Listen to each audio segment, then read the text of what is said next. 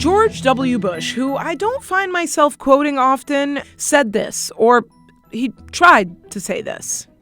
There's an old saying in Tennessee, I know it's in Texas, probably in Tennessee, that says, fool me once, shame on you.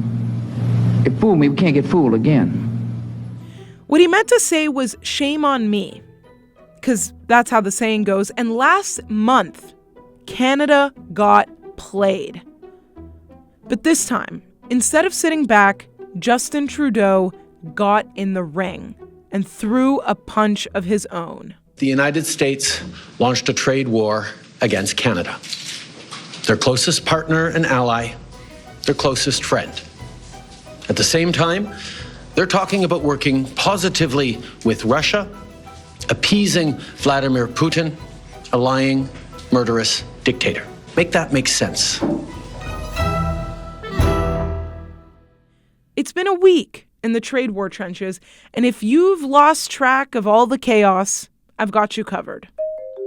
Last week, our 1-month tariff timeout expired, and Trump's 25% tariff on all Canadian goods and 10% on oil officially kicked in. The justification? Canada hadn't done enough to stop the flow of fentanyl through the border. The current tariff policy is a drug-related policy. There's opioids pouring into this country. I understand that Canada says, oh, it's only a small amount of fentanyl. It's got to stop. That's what U.S. Commerce Secretary Howard Lutnick had to say. Justin Trudeau, however, seemed to be done with Trump's charades. But we will not back down from a fight. Now, it's not in my habit to agree with the Wall Street Journal. But Donald, they point out that even though you're a very smart guy, this is a very dumb thing to do. So he hit back, a 25% tariff on $30 billion worth of U.S. goods, targeting everything from booze to clothing, like the Make America Great Again hat. And he called bullshit on the fentanyl and border demands, and said that this is about something else entirely. What he wants is to see a total collapse of the Canadian economy, because that'll make it easier to annex us. For joining us. The gloves are off. The diplomatic language. That Ontario Premier Doug Ford threatened to shut off his province's electricity exports. Fighting back as a cross-border trade war begins. The market is going to go downhill faster than the American bobsled team, and we're going to continue seeing... Well, we're seeing a full-blown trade war, aren't we, starting between the US and its trading partners. The markets are in turmoil. These actions could push America's economy into a contraction or even a full-blown Trump session. That was day one. It was a brutal 24-hour news cycle. I live to fight another day, but at what cost? Oh, boy, what a week, huh? Lemon, it's Wednesday. Wednesday. Trudeau and Trump got on the phone for their longest call ever. They talked trade, they argued, and we got this.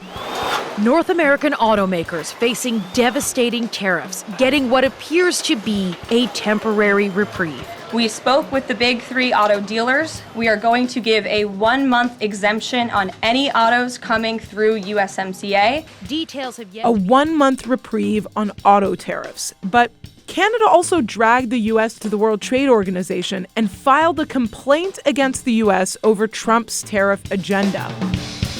Then we all passed out. We had tariff night sweats. The world kept turning. And then on Thursday, we woke up to deja vu. Just 2 days after launching his trade war, Donald Trump is pressing pause. Products that are traded under the existing Canada-US-Mexico trade agreement are exempt, but it is only until April 2nd, he claims. Canada is not off the hook. We don't need trees from Canada. We don't need cars from Canada. We don't need energy from Canada. We don't need anything from Canada. He backtracked. But only partially.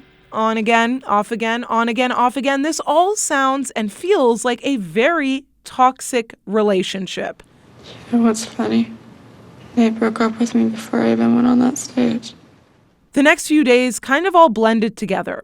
But one thing was clear over the weekend. This trade war is far from over. Don't worry. This is just the beginning. We got a temporary break, some exemptions on tariffs for a month, but that break doesn't include about 62% of Canadian goods. Plus, he's still slapping a 25% tariff on steel and aluminum this week, and come April 2nd, when our exemption expires, he is rolling out reciprocal tariffs.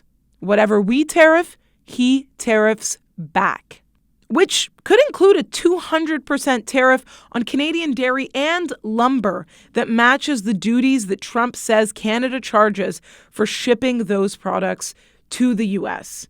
Oh, and by the way, if you missed it, we've got a new Liberal leader and soon-to-be Prime Minister who will inherit this mess.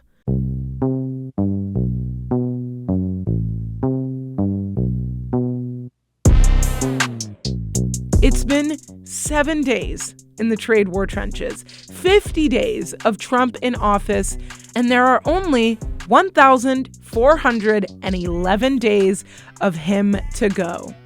This episode, I'm talking to Max Fawcett. He is the lead columnist at Canada's National Observer, and Max and I have been paying very close attention to what's unfolded this past week. We're going to talk through what happened, what it all means, and what we think comes next. Let's get into it.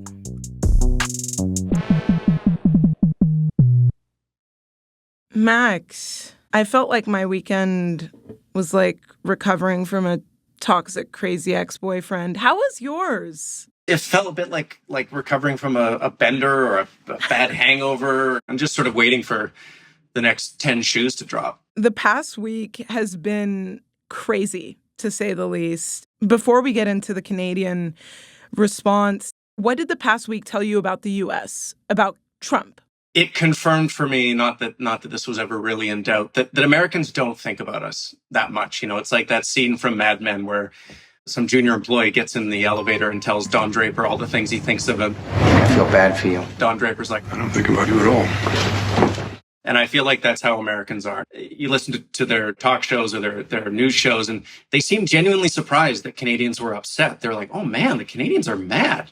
That's weird. Aren't they just nice, polite people? What's the big deal? Why are they so upset? And they genuinely are sort of coming to terms with the fact that this isn't just like one of Trump's 500 outrages of the week. For us, this is existential. This is something that we will be telling our children and grandchildren about. And I think that difference was really kind of driven home over the last little while. In his first joint congressional address, I don't know if you watched it, but it was like one of the longest State of the Union-like speeches ever. And I remember listening and thinking like, okay, when is he going to say our name? When is he going to say Canada? And he ended up saying it much later in the speech than I thought he would. Mexico and Canada, have you heard of them? And he mentioned it like 3 times, kind of off the cuff. Much has been said over the last 3 months about Mexico and Canada, but we have very large deficits with both of them. We pay subsidies to Canada and to Mexico of hundreds of billions of dollars, and the United States will not be doing that any longer. We're not going to do it any longer. I think you might be right about the fact that at least Trump doesn't seem to think about us as much as he may be putting on. And if there's anything that should give Canadians hope that the Americans aren't going to roll tanks across the border next week, it's that this really is like he enjoys poking fun at Trudeau and calling him governor. He enjoys trolling, like he is the troll in chief. It is likely that this passes, the threat that Trump is making about making us a 51st state, but it's not going to pass for us, right? The trauma of having our sovereignty threatened, the trauma of having our independence really kind of thrown into question, I think will define and dominate Canadian politics for the next years. I will say, though, that I have seen a bit more of a reaction on the ground in the United States. Maybe that's a result of, our premiers taking the spotlight on some of the U.S. media. I saw Doug Ford was on CNN, and he said, the market is going to go downhill faster than the American bobsled team. If the economy goes downhill fast, Does that mean the bobsled team is slow? Like, it's a very confusing part of that metaphor. I don't think Doug Ford's strength is metaphors, but his strength is speaking the language that Trump understands, which is toughness, strength. You know, he does it with a smile. He says, oh, we love Americans. You're our best friends, but you stabbed us in the back. And that seems to be working. That has gotten their attention. We will apply maximum pressure to maximize our leverage. That's why today we're moving forward with a 25% surcharge on electricity exports. For the 1.5 million American homes and businesses that Ontario powers, homes and businesses in Minnesota, Michigan, and New York. Let me be clear. I will not hesitate to increase this charge. If necessary, if the United States escalates, I will not hesitate to shut the electricity off completely. What did not get their attention is the persistent groveling on the part of Alberta Premier Danielle Smith, who, you know, for weeks had been going on shows saying, oh, you know, we have so much oil and we just would love for you to buy more of it. And that didn't work. It didn't get anyone's attention. She did somehow maybe manage to get the 10% reduced tariff on the oil and gas. Like, couldn't it be said that she's actually doing a good job? I mean, that is certainly what her people are saying. I would point out two things. One is that as dumb as the Trump people are, even they understand that higher oil prices are the worst thing for their base. And so they were always going to carve oil and gas out because it immediately has an impact on gas prices and gas prices, along with egg prices, apparently. The egg price is out of control. Who knew eggs were so important? Are a key metric of prosperity in the United States. But even if you assume, let's give her the benefit of the doubt, they weren't going to carve it out and she showed them, gosh, you need our oil. She is in effect sacrificing her province's agriculture sector, its forestry sector, its manufacturing sector, every other sector of the economy. She's essentially sacrificing at the altar of oil and gas. She should be using oil and gas as a weapon. Trump is telling us where his weak points are. The premiers who are in the provinces that produce those things should be encouraging and supporting efforts to weaponize that, because Trump is saying this hurts. You know, that's the hot stove for him. I mean, the one thing I will give Trump is that this whole tariff war has made our economy less stable. It may put off potential future investments. Like, if his plan was to destroy our economy, in some ways, even though he's walking back the tariffs, I think it's still kind of working. There's a funny meme going around where puts the tariffs on and it's a brilliant move. Then he takes the tariffs off and it's a brilliant move. And he puts the tariffs on, brilliant move. Like, it doesn't matter what he does. They will find a way. The deal. Yes, it's just all the art of the deal. They, you know, no matter how much he flails, it's all part of his master plan. Because they have such a powerful reality distortion chamber down there, they can make what he does look good no matter how bad it is. I think he may win a battle here in terms of the next couple of quarters of economic data, maybe in terms of investments, but he's going to lose the war because the amount of resolve that there is in Canada all of a sudden to focus on economic issues and to focus on our own sort of domestic capacity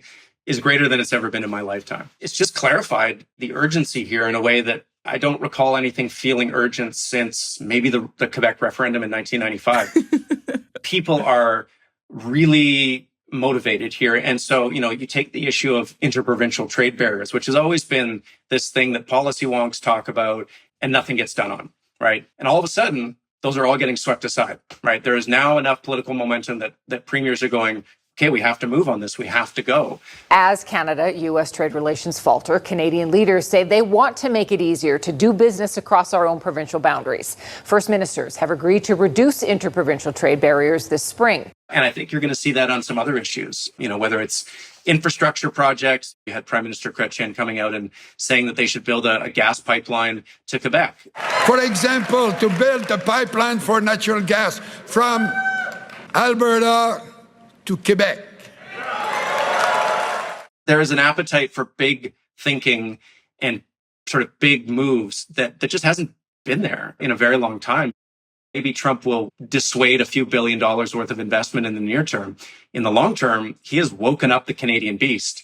And there's a lot we can do if we're all pushing in the same direction on this stuff. I mean, I also feel like I've noticed that the Canadian response feels a little bit less reactionary than it did the first time. Because again, we were here a month ago. We were here a month ago when Doug Ford was taking off U.S. booze off the shelves and ripping up Starlink and then putting the booze back on the shelves and then walking back what he said about Starlink. Yeah, I think the hope the first time around is that they could spook Trump off this and he would move on. But once Trump fooled us once and then fooled us twice, I think most politicians said, okay, enough. We're not going to play this game for the next 4 years. We need to be consistent here. And that's the response you've seen. The federal government said, great that you've, paused the tariffs. We're not taking ours off until they're all gone. Doug Ford, similarly, he's ripped up the Starlink agreement, I think, for good. The booze is staying off the shelves in liquor stores. I do think that there is a resolve and a political support for that kind of resolve.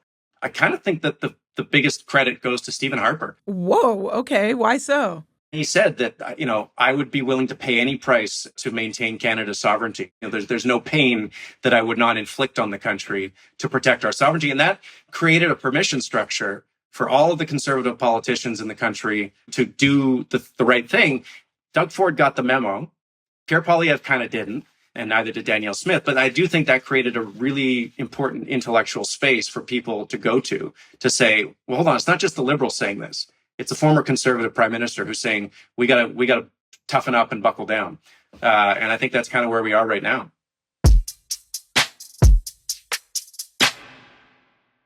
I think something else that I noticed this time around that I didn't notice last time around is that we're saying the quiet part out loud now. A month ago, we didn't really say the word annexation and 51st state out loud in the way that we are now. I mean, we have Justin Trudeau making that massive speech after the tariffs went through. What he wants is to see a total collapse of the Canadian economy, because that'll make it easier to annex us. We have Melanie Joly, everywhere the past week, basically saying this is all a plan to take us over. President Trump wants to put us into a state where we are much more weakened economically in order eventually to annex us. He said that. And I feel like a month ago, we were not saying that at all. We didn't want to say it because it sounded so outlandish, right? Yeah. I think if, Trudeau or Joly or anyone had come out last month and said, look, this is because they want to annex us. They want our water. They want our resources. People would have said, oh, you're put the tinfoil away. But now it is abundantly clear that it is not about fentanyl. It is not about the border. It's not about border security, but it's about something more, right? There's something else going on here because this is not a rational conversation from the Americans. It's been fascinating to watch all of this kind of unfold in the past week. The most fascinating might be the fact that Team Canada looks pretty united. I mean, again, a month ago, we had Alberta Premier Danielle Smith kind of in this unique position where she was very much working in her province's best interests. And her reaction throughout all of this has been different. She's all on board. They're down with the moves of the federal government. I mean, you're in Alberta. Give me your Alberta thoughts. Folks have been misreading her amount of buy-in on Team Canada. She gave a speech, it's worth noting, later than most of the other premiers when the tariffs finally came into place. It is a betrayal of a deep and abiding friendship. Albertans have bonds of family and friendship and business with Americans that span well over 100 years of shared history. But let there be no mistake. As independent as we are, Albertans are strong and loyal Canadians. I think she had to do something that acknowledged, these tariffs are wrong and we're going to stand with Canada. But I don't look to words, I look to substance. And on substance, she is not willing to enable the use of oil and gas exports as a negotiating tool. She said very clearly in that press conference, under no circumstances would I support putting an export tax on oil and gas. Alberta does not and will not support cutting off or taxing Canadian companies on existing energy exports to the United States. She's still doing the things she was doing before. She's still going into business for herself and for Alberta. She just had one press conference where she said a few of the right things. And I just don't think we should rush to absolve her of her sins because her sins are still pretty big. It feels like Pierre Poilievre is yet again irrelevant in these conversations. I haven't seen or heard much from him other than the initial statement he gave after the tariffs were coming through. My message to the president is this. Canada will fight back. We will defend our people and our economy, and we will put Canada first. We will overcome this attack on our economy. He seems like he's kind of fallen on the back burner. He's on the mid burner, I would say. Jagmeet Singh is on the back burner, and there's no heat on it, I'm afraid. Poilievre has the look of a guy who's been really aggressively coached to not say a thing. And he is trying so hard not to say a thing. And the thing that he wants to say is this is all Trudeau's fault, right? The only reason we're in this situation is because Trudeau's weak, because the Liberals are weak. Because Trump hates Trudeau. Because Trump hates Trudeau, and he's made it, Trudeau's made our country weak with wokeism. And the reason why they're coaching him not to say that is that makes him sound exactly like Donald Trump. And Canadians are not going to go for that right now. I really don't think that they're interested in relitigating 2015 to 2024. They are entirely interested on what's going to happen in 2025 forward. And he is not well positioned in that conversation because his whole argument, the whole sort of narrative that he and his team have spent millions and millions of dollars building is that the Liberals fucked it, right? That they wrecked everything. It's all their fault. I'm going to get rid of the carbon tax. I'm going to cut capital gains. Well, guess what? Mark Carney already did that. Yeah. So my government will immediately eliminate the divisive consumer carbon tax on families and farmers and small and medium-sized businesses. And we will stop the hike in the capital gains tax. So he's still shadowboxing with Justin Trudeau, and Trudeau's already out of the ring. I feel like he's done a much better job of trying to distance himself a little bit from the Trump administration. Trump went on The Spectator and did an interview and talked about how he's disappointed with Pierre and that Pierre is not a MAGA guy. Well, I think his biggest problem is he's not a MAGA guy, I mean, he's really not. He's not a Trump guy at all. I don't like what he's saying about me. It's just not positive about me. Pierre Poilievre responded by saying, I am not a MAGA guy. I'm for Canada. The president says that he doesn't like me. He doesn't think that I'm a MAGA guy. I am not. It is true that I am Canada first. So I think he's trying in some way to distance himself from the Trump administration. I think that's going to be a tough sell. He is a MAGA guy. He may be a MAGA light guy, but in style, if not in substance, he is a MAGA guy. Aaron O'Toole, not a MAGA guy. Jason Kenney, not a MAGA guy. Yeah, that feels fair. Pierre is a MAGA guy, and guess what? We have photos of a senior campaign strategist / best friend, Jenny Byrne, wearing a Make America Great Again hat. I just don't think one throwaway comment from the president is going to undo the perception that Canadians have that Pierre is kind of a MAGA guy. Do you feel like Carney mania and Mark Carney is having any effect on how we are perceiving or how the Canadian public is perceiving Pierre Poilievre? 100%. I vividly recall it was a comment that Scott Reed made on a different podcast. And this was like years ago, a couple of years ago, maybe, or a year ago. And he said, for the Liberals, the problem is that Trudeau is standing in the way of Pierre Poilievre. And that's all they can see is Trudeau. He's blocking their ability to see Poilievre.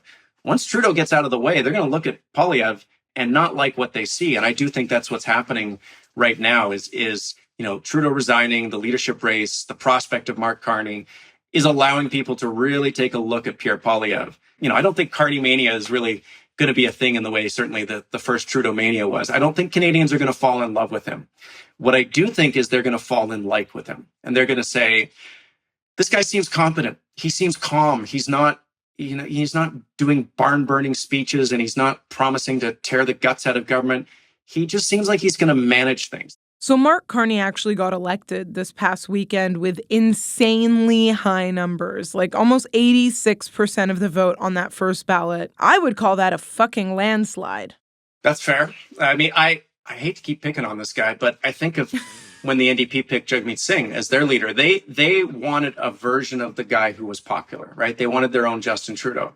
It did not work. And the reason it didn't work is because Canadians don't want duplicates of things. They want things that are different. They want counterpoints. And I think what Canadians want right now more than anything is just to be able to sleep. They want things to be calm. They want it to be low energy, right? And so, I saw a lot of conservative criticism of Carney's speech. Oh, he's low energy. Oh, this is boring. This is sleepy.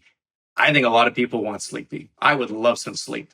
He's the new Liberal leader. I'm not entirely sure when he'll officially be Prime Minister What do you anticipate Mark Carney being in for the second he becomes prime minister? Or what are we in for? I think we're in for an election. Okay. Why so? I don't think there's any advantage in him trying to reconvene Parliament, in trying to govern with the NDP over the next few months. But what about the relief packages? I feel like people need those and getting a sense of how we're going to survive the next few weeks. I don't think that a quick election is going to get in the way of the delivery of relief. I mean, the government still exists even when we're in an election. It can still make decisions, make choices. We still have a cabinet that has the authority vested in them. So I'm not as concerned about that. I just think from a partisan perspective, he's riding high. I keep hearing rumors that he is going to appoint non-elected people to his cabinet. And I think that sounds like a couple of star candidates that he is going to bring into cabinet, and then they will run in the election.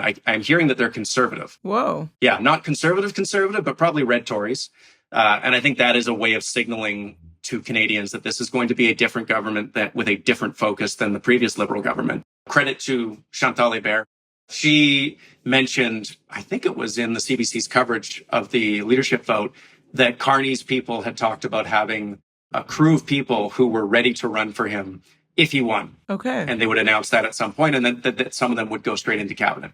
So we'll see. We just learned that Toronto MP and former public safety minister Marco Mendicino was just named as his chief of staff. But I guess more names will be coming down the pipeline soon. I think Poilievre and his team right now are clearly stumbling. They do not have their balance, their feet under them. They don't know what to do. That is precisely the moment when you should push the envelope, I think. And I think that is what he will do. Yeah. I mean, I think the thing is just not underestimating Pierre Poilievre a little bit. I mean, his rally on Sunday, a random Canada First rally, had more people in attendance than the Liberal convention this past weekend. He's still, the polls are kind of up and down, but he's still generally doing well in the polls. So seeing Mark Carney in campaign mode against Pierre Poilievre, I think, is going to be interesting. I assume the Trump tariffs will make it a whole lot more chaotic because I imagine that playing out as the general election is going on. Totally.